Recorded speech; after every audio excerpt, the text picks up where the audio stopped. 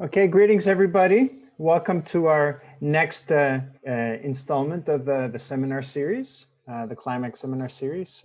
It's 12 o'clock, so I think we're going to start now.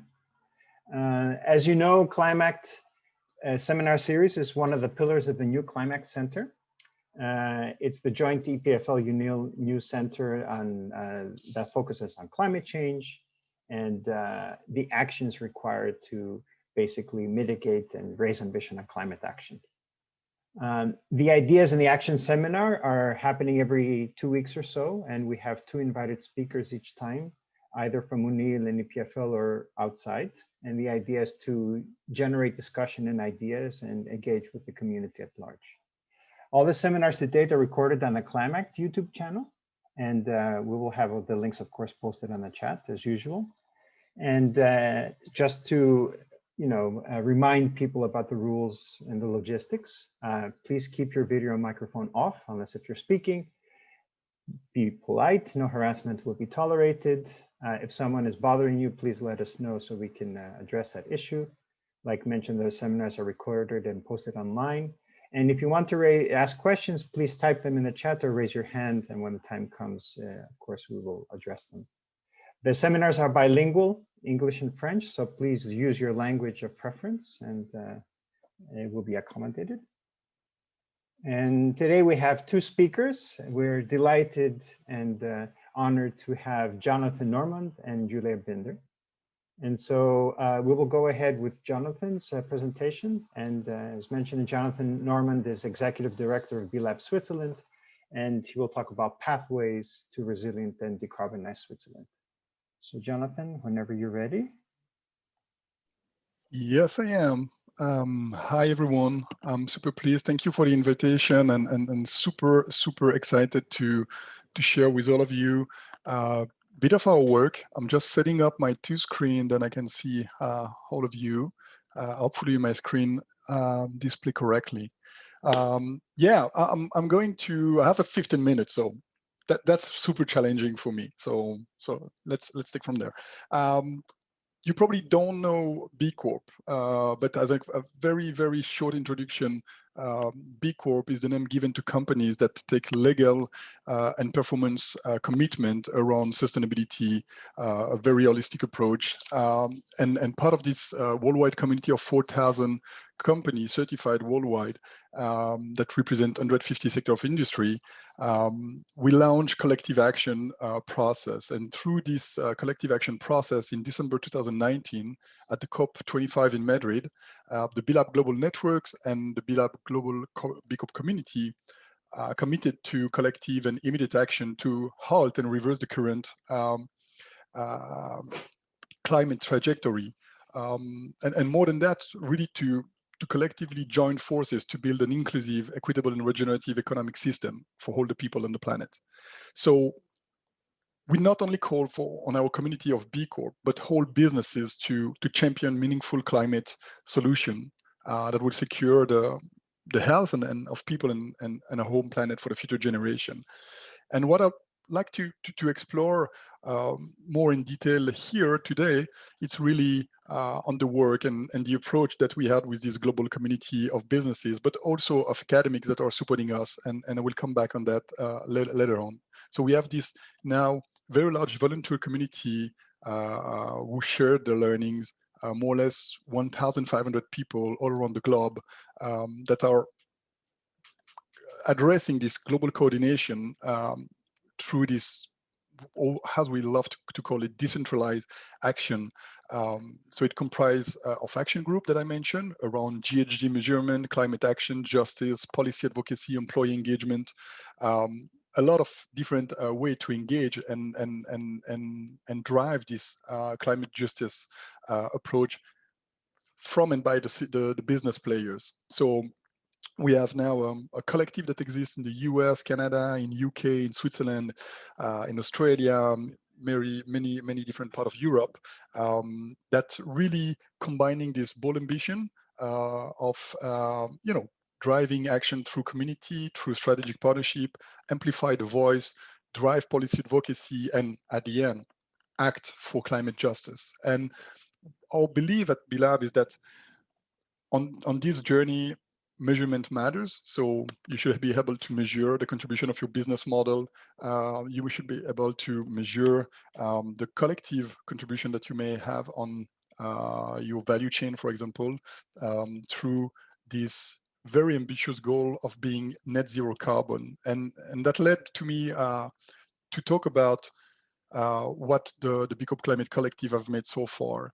And since, I would say, December 2019, we started with a group of 500 people, 500 companies across the world who take this commitment for being net zero by 2030, which is a defined process that really needs to also support leadership process in engaging companies on this journey.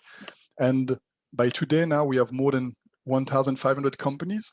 Most of them are B Corp, some are not certified B Corp, but they all acknowledge that to really make this climate justice supportive and contributive in regards to what the science tells us, it needs to tackle those like 6 area. So really, proximate communities, aligned business approach, working with the value chain suppliers, bring also climate justice activists to help also and connecting to policy maker and policy change. And that's nice words and that's building block, but the force of the change and the speed of change and leadership that need to be addressed will only happen if we are setting up the right bold ambition. And for that, for the COP26, we've designed a kind of a milestones and pathway with our community, global community. And it led to very, very interesting proposal. And one of the first was to also think about B-Lab, our standard and tools that we are offering out there are currently in review. We are adapting and creating new performance requirement to really set the bar. We also bring a process for radical B Corp decarbonization process with guidance, a playbook, for example. And the idea is also to apply to ourselves as an organization, global NGO, then from the business players. The other approach that there is very good touch point with academic players is really to think about how we will drive those climate action that are centered in, around justice. And there is, yes, deepen the impact of our B Corp Climate Collective group, but there is also needs to equip companies for climate action. And for that, we have the super plan with our B Corp Climate Collective to create a Swiss playbook for resilient pathway and decarbonization of the economy. And here, that's also a call for action, a call to action with whole academics, but also a whole organization here in Switzerland to really gather people and bring ideas, project into replicable material. And that's the purpose of such playbook or tool base that we develop. And for that, just super happy also to share that lately with a couple of partners, Hawksford, for example, we've designed and put in and deliver the B Corp Climate tool. So the B Climate tool that is available online, it's a fantastic heartable that allow you to see, depending the topic of the climate justice, the subtopic, from GHG measurement through employee engagement, to see all the initiative tools that exist to, from words, move to action. And basically, to drive climate action, we also need to track their progress. And for that, knowing what B-Lab mission is, we have the right impact management solution to do that. But again, here, for bold ambition, we need also to change the rule of the game. And for that, we need to extend and partner to advocate for policy change. And that's has been identified as an only way to really accelerate the transition to a net zero carbon economy. And for that, we have been exploring partnership and program in Switzerland, like with InnoSwiss. There is those fantastic InnoSwiss flagship project that has been released by the beginning of the year in Switzerland, with topic like decarbonization or ICT infrastructure or shared and mutual infrastructure, and those led to really think about not only O2 partnership, but how we develop collective action through very concrete target, and especially here in Switzerland, where sometimes we felt a bit, far away from the concerns, and that's a reality. So, meaning of the time, just want to share the kind of process that we have with the BCC, the Big Corp Climate Collective, the impact lever. So through those partnerships that I mentioned, the policy advocacy, the voice, that is also very important. So we have led several platforms to inspire others to accelerate and amplify their action. So through also media and social campaign, and this is a dynamic that we are setting up.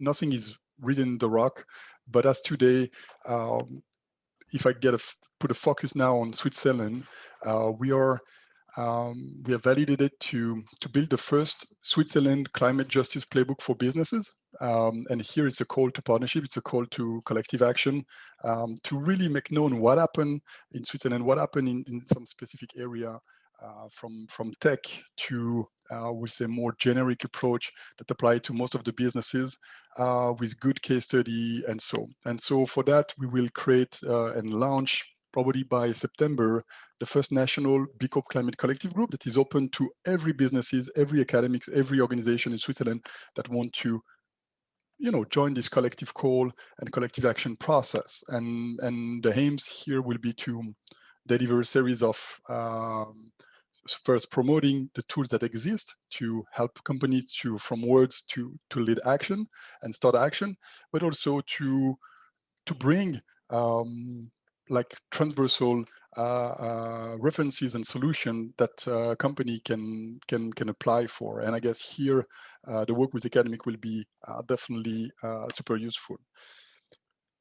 Global event discussion will happen here in Switzerland and abroad. We are super happy to have set our global climate summit for the first Big Corp Climate Summit that will happen on the 33rd of June. So please register. You will get the link with the material later on.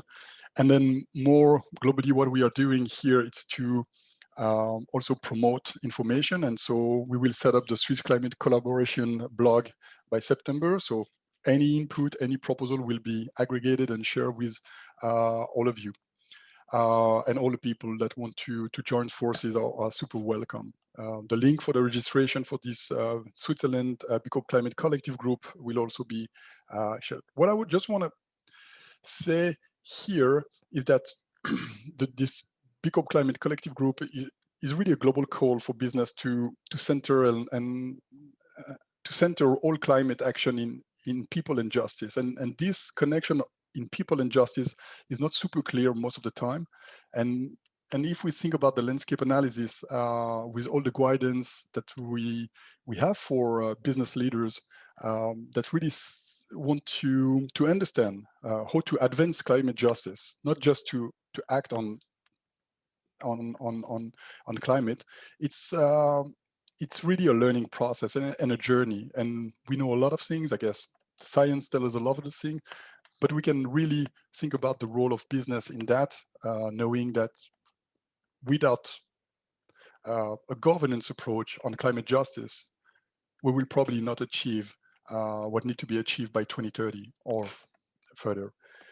So why now? I guess this is not the question. We have this agenda, this 10 years, and the why business, I guess, business impact the life of every person on the planet Earth. So it's really key that business is a major and are a major contributor of those solutions to climate change. So They must understand the climate justice and place people and justice in the center of that work. And that's the purpose of this B Corp Climate Collective and the group that we will lead here in Switzerland. Just a handing here to sharing a couple of, basic material around, I love this climate change vulnerability index that you all probably know. I don't know if the figures are up to date as now, but they have been published like 2 years ago. They probably increase. And this idea, it's really to think about climate justice also connected with human rights.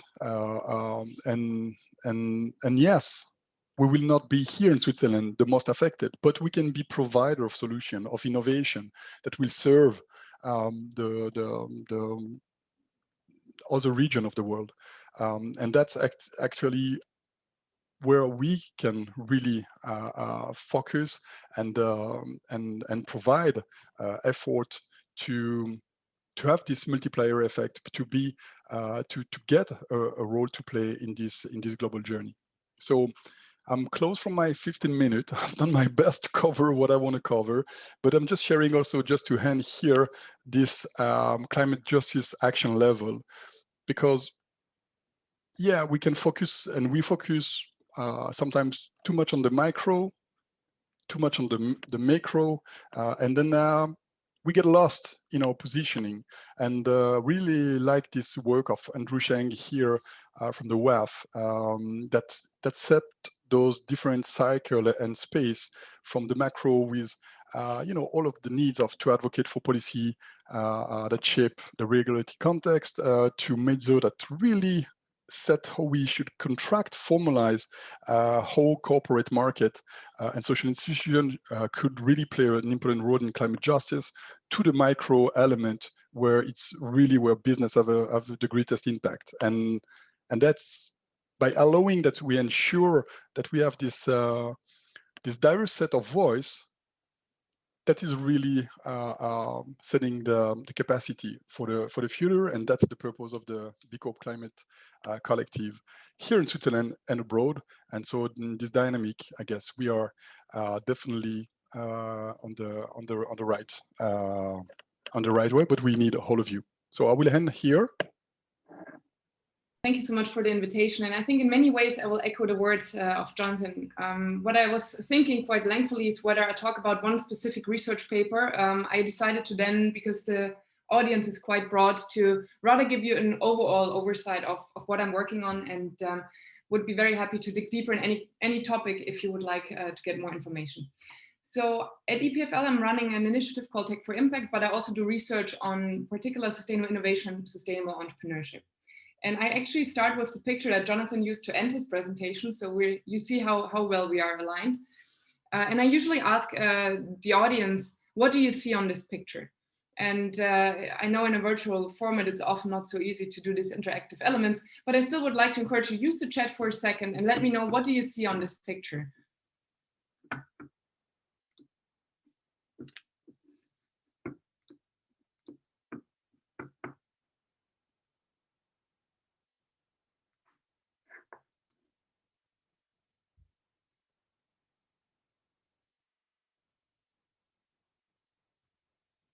So usually what I get as a response is, this is the Earth, right? Our planet. Yeah, exactly. Some will say that there's exactly large weather systems. Yeah, the only planet we have. We do see a lot of water there as well. A beautiful home, indeed. We do see a lot of black there as well. And this links to what somebody wrote, the only planet we have. There's a lot of universe next to us. So it's not that easy to just venture onto planet B if we screwed up this planet. So this kind of reinforces the need to act. And do you know when this picture was taken? Which year? Any guess?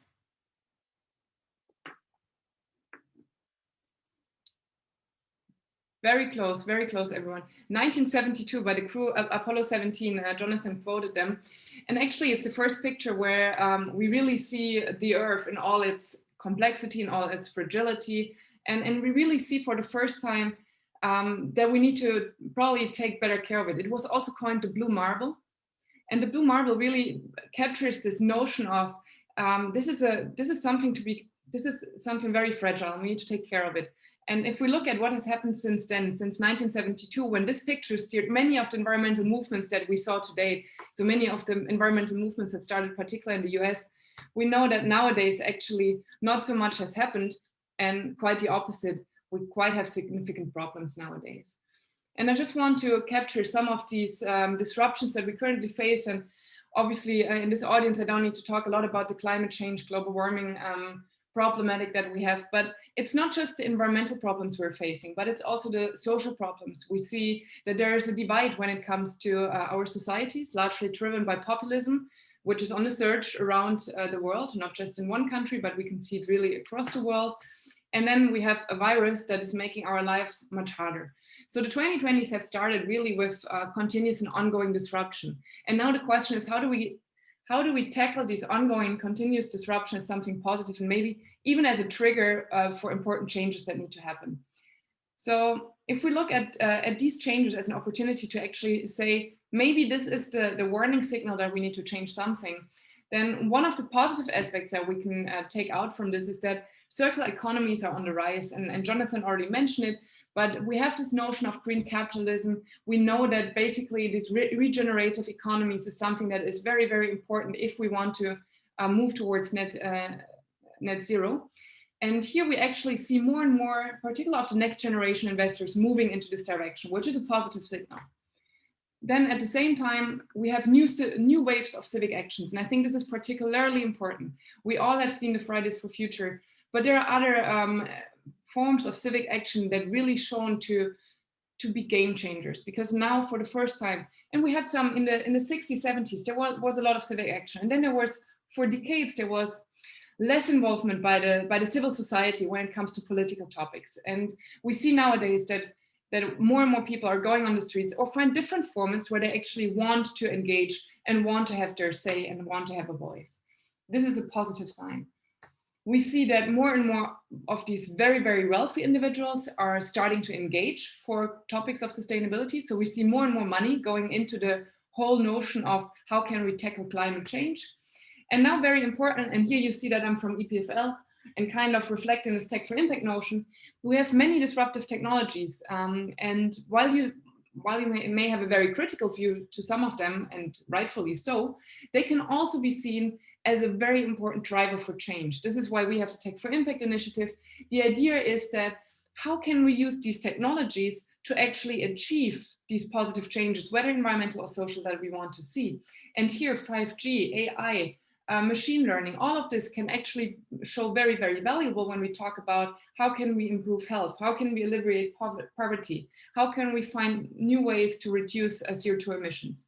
So technology is very, very important with this respect, and I'll come back later on this point. So this just as an introduction. What this all means is all these challenges that we're facing and all the opportunities that we're seeing is not really business as usual. It means that we need to fundamentally transform our organizations. And this is an own illustration, but basically what we see in our research is when we look at the bottom left, this is basically where most of the companies are nowadays. They're trying to reform themselves. They're trying to build more resilient company cultures where they look more after their own employees, which is very important. Employee health, work-life balance, particularly also mental health plays an important role for existing businesses. They start to revamp their existing business models, to move them and to try to work on how can we integrate sustainability. However, I mean, a criticism here could be, and I know that Shamini mentioned the greenwashing issue. One of the topics is that most of these approaches are still predominantly, I do business as usual and I plant a tree in Madagascar to compensate for my business as usual activities, which is not kind of triggering any of the transformations that we need to see and pursue. So when we look more on the above level where the transformers are, this is where you most of the time find entrepreneurs. So introducing real new disruptive impact business models or even entirely new economic models is something that we often see spearheaded by entrepreneurs. And I'll focus on these two aspects in the remainder of my presentation. So when it comes to introducing new impact business models, this is basically at the heart of sustainable entrepreneurship. It's about adopting the triple bottom line approach, and this really right from the outset when founding the business, how can we integrate social environmental dimensions alongside the economic dimension? It's not about either or. It's not that we all have to have non-profit business models, quite the opposite. Personally, I'm a big advocate of sustainable business models that also have an economic basis, because I believe it's very important that they're also financially sustainable, because otherwise we just don't reflect clear market demand. We have seen that in many of the companies that we studied, that those that are just relying on governmental funds, in the second the governmental funds are non-existing anymore, these business models tend to not survive on the market. So the market feedback is something that I deem very important and very valuable as well.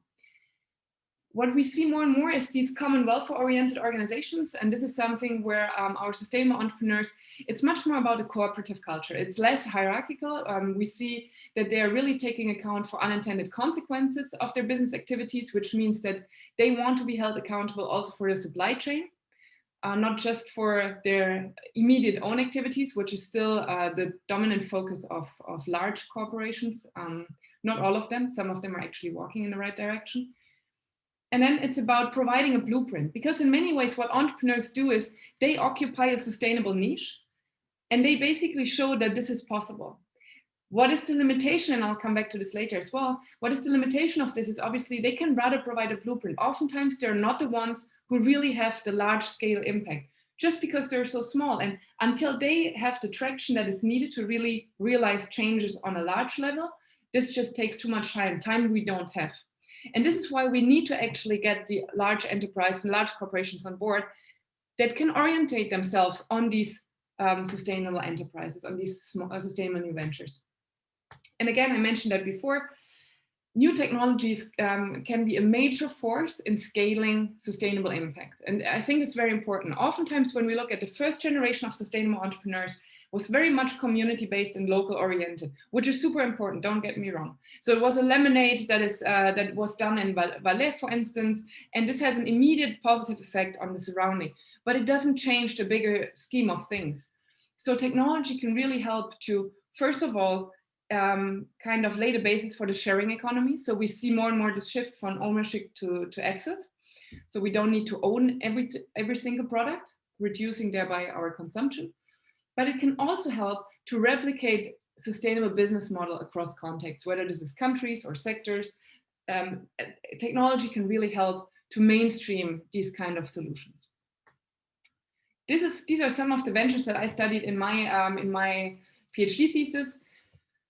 Here, for instance, we have Armed Angels. This is a sustainable fashion brand. What I think is interesting here is they say they're making fashion eco and fair. What is very interesting here is that these are all, and actually all of the examples that you see here, and many of the examples of my studies show that it's often lateral entrants, so not experts of their domains, that are the ones that introduce very impactful and innovative business models. And I think it's very interesting because oftentimes we always rely on these experts because we believe that experts have the answer to everything. And what we see when it comes to sustainable entrepreneurship, it's actually often those that are not part of an industry. And why? The reason is that they're not bound by these, they're not socialized into these structures. They have much more of this creative freedom to think out of the box, right? So they are much more those that they just introduce a cutting edge innovation that everybody said it's not possible in this industry, and they just do it.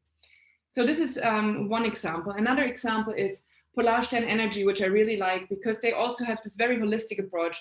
They have this 100% eco energy, but they also, with every new customer, they support a family in Cambodia to access their own biogas plant. They just have a contribution. It's not that they fully subsidize it, but they basically provide a contribution. So it's a very holistic economic, environmental, social perspective.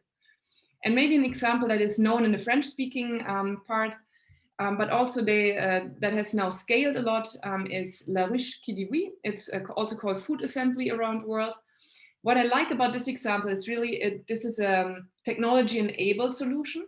Here, what the idea is how can we actually matchmake farmers and consumers, and thereby cutting out large layers of the supply chain, like supermarkets that add on large margins and that are not favorable for our farmers. So La Ruche Kidiwi is trying to establish this direct connection.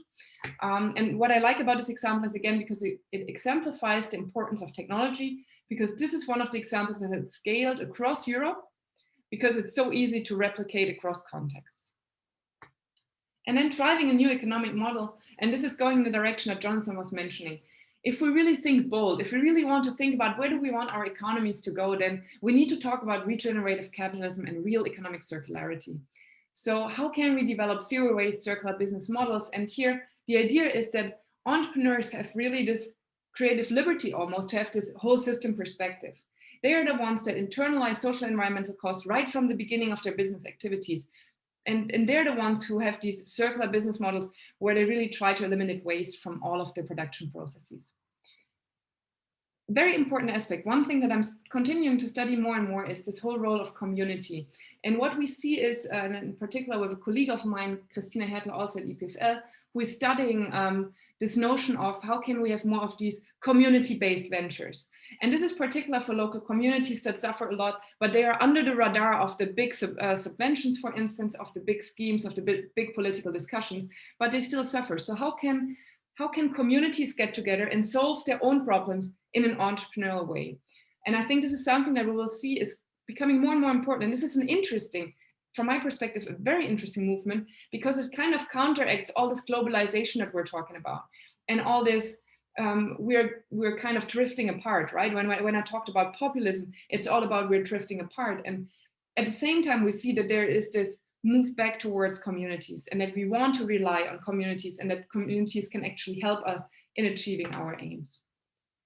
It's about democratizing organizations. So here it's about, do we always need to follow this old capitalistic scheme where we have a few people that benefit most from an organization? Or how can we rethink the organization so that it really benefits a broad base? So for instance, how can employees, for instance, be part of the whole governance structure and the ownership structure? How can cooperative foundations and living trusts be alternative forms, economic models, basically, to not just make the rich rich, but maybe distribute wealth more equally?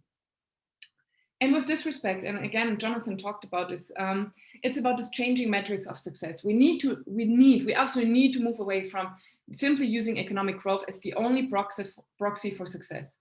And we see more and more human-centered metrics, but also obviously environmental-centered metrics. What I find very interesting, and this is on a government level, so moving a little bit out of the, zooming out of my current presentation, but in Bhutan, they have the Cross Happiness Index, which I find beautiful because it integrates the societal, it integrates the mental health, it integrates the environmental well-being. So I really believe we need to broaden our scope of what we consider successful if we want to really have these new economic models to strive in our economies as well. Some examples here as well. When I was talking about the whole circular models, Lush is a very prominent example. They're already the one with their soaps that went almost package free, and now they have their first shops that are completely package free, which obviously comes with a lot of challenges. So for instance, how can you read about the ingredients if you don't have any package anymore? How can you carry it home?